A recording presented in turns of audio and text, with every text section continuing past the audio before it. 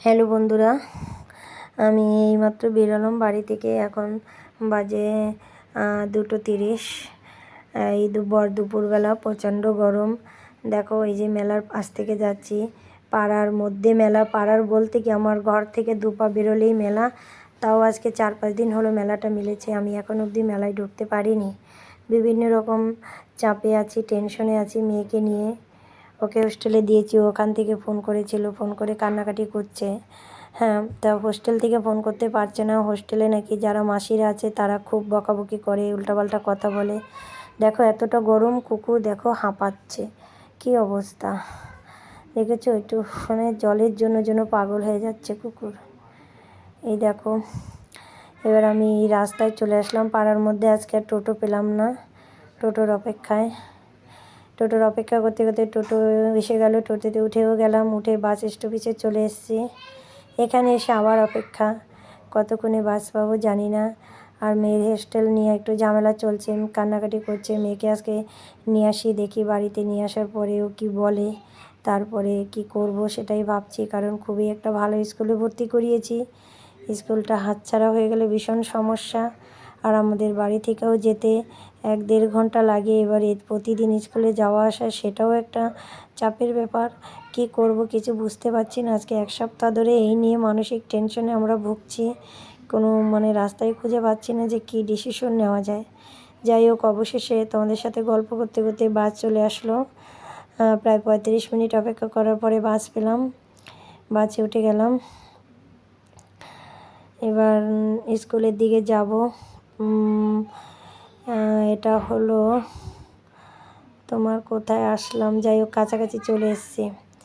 হ্যাঁ, বাসটাও ফাঁকা, বেশ আজকে সিটও পেয়ে গেলাম। দুপুরের টাইম তো, তাই বাস পুরো ফাঁকা। স্কুলে চলে এসেছি। এই যে দেখো ছোট, এরা হলো 5-এর স্টুডেন্ট। এদের আগেই ছুটি হয়ে গেছে, তাই এরা যা কেউ গার্জিয়ানের জন্য অপেক্ষা করছে, কেউ স্কুল বাসের জন্য অপেক্ষা করছে, আর খেলাধুলা করছে। স্কুল লাইফটা এদের দেখে মানে আমার স্কুল লাইফের কথা মনে পড়ে গেল, যে কতটা আনন্দে খুশিতে ছিলাম।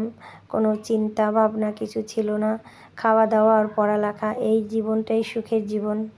আর এখন দেখো সংসার জীবন হয়ে সন্তানের জন্য চিন্তা ভাবনা, স্বামী কী খেলো, সন্তান কী খেলো, আজকে কীভাবে সংসার চলবে, কোথায় কি করব, এই ম্যানেজ করো, ওটা ম্যানেজ করো, আজকে কি রান্না করব, এই বিভিন্ন রকমের সাংসারিক মানসিক টেনশন।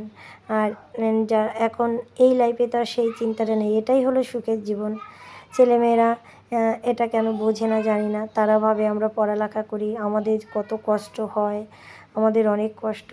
কিন্তু বাবা মায়েরা যত চিন্তা সব বাবা মায়েদের, তাদের উপর ছেড়ে দিয়ে আমাদের একটাই কথা, যে তোমরা শুধু লেখাপড়া করো, আর তোমাদের কোনো কিছু ভাবতে হবে না। এর থেকে আর সুখের জীবন কিছু হয় না। দেখো ড্রেসগুলো বেশ ভালোই লাগছে বলো দেখতে। আমার তো খুব দারুণ লাগছে, এদের স্কুল ড্রেসের কালারটা ভীষণই সুন্দর। পুরো স্কুলেই ছুটি হয়ে গেল, এখন 4:30 বাজে। এই যে বড় মেয়েরা সব বেরিয়ে যাচ্ছে। আমি স্কুলের ভেতর দিক দিয়ে ভিডিওটা নিতে পারিনি, মানে শ্যুটটা আমি বাইরে আশ্রমের বাইরের থেকে করছি আমি। কারণ এই মাঝখানে একটা বেড়া দেখতে পাচ্ছ, ভেতরে আন্টিরাও বেরোচ্ছে, তারা আবার যদি দেখে, যদি কিছু বলে, সেই কারণে আমি ভেতর দিকটা নিতে পারিনি। আর বেশিক্ষণও করতে পারিনি শ্যুটটা। প্রচুর মেয়ে, প্রচুর। এটা ধরে থাকলে প্রায় 15-20 মিনিট ধরে মেয়েরা বেরোচ্ছে, এত মেয়ে। আর কি বলবো, প্রকৃতি পরিবেশ দারুণ, এই জায়গাটা খুবই সুন্দর।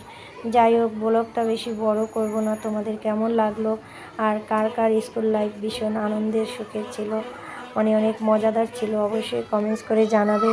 আর আমার এই ভিডিওটা তোমরা লাইক শেয়ার করে দিও। আর আমার পুচকুটা যখন ভয়েস দিচ্ছিলাম, দেখো কীরকম পটর পটর পটর পটর করেই যাচ্ছে। ওর বাবা আবার ওকে বকছে। যাই হোক, ভালো থেকো, টাটা, বাই বাই।